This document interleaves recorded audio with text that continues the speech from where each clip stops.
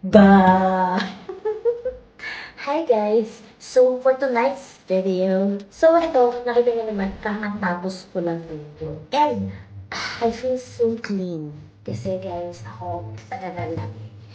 Dobre-dobre ang paghuhulis ko ng aking face. Kaakibat ko dyan. Kaakibat ko. Kakilala ko sa buhay.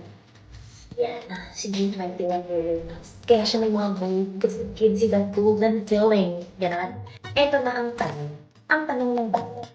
Ipapaagay ba ang iyong bulaklak nang hindi mo inaamoy nila?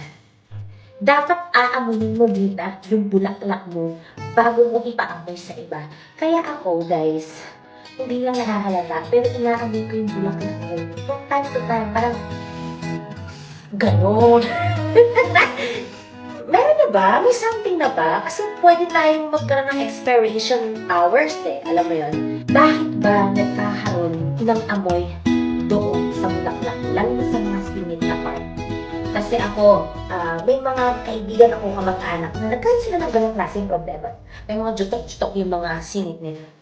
Ayoko na magbanggit ng pangalan, no? Ayoko nang makasakit. So, eto guys, ang solusyon. Okay?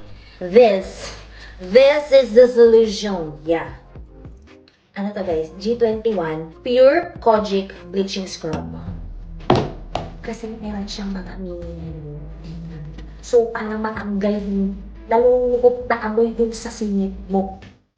So ako, hindi ko pwede ipakita sa inyo yung singit ko. Siyempre, for Baby Daddy's eyes only. And for him to smell only. So, okay. So, just sa may bandang part, dito banda, and you know, down there, sa may bandang, doon mo ito pinalagay. Yes. And sisingin nyo, make sure na wala kayong galis sa aso o mga rashes. Ganun. Kasi ako na rashes ako eh. Kailangan totally healed kayo. Tapos gamitin nyo lang to. Guys, makikita nyo. Ginagamit ko talaga. Kita, miss? At amoy gata siya. You know, milk. Milk vanilla ice cream pa. Alam mo yun, parang tugmang-tugma talaga siya sa akin because I'm milk powder. So, sa mga naiinis sa akin, okay. Basta ako hindi ako nagpapaamoy. So, ito na. Don't judge, okay? We only watch, but we don't judge. Yun na lang masasabi ko. So, okay guys, ha? Ako, aamoy ko for test check. Last check. Mabango. Alam niyo kung bakit? Kakalagpo ko lang. At, hindi ko sinasabing sobrang bango lagi nito. There will be a time na pag umihi ka, mag-aamoy mapanghi ka. So yung comment at dito yung mabawang pepe ko, huy, hindi mo na amoy ito, huwag kang umalit dyan. Kaya nga ako nagbutis agad eh, kasi mabango ang kipi ko. Ayun lang, nag-advise lang ako sa inyo. So anong lesson?